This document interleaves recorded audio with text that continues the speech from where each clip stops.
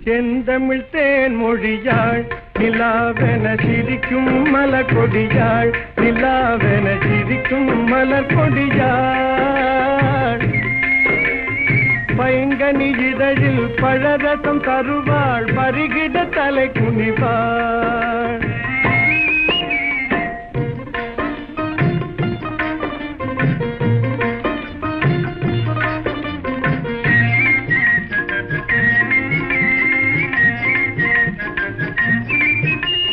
காற்றினில் பிறந்தவளோ புதிதாய் கற்பனை வடித்தவளோ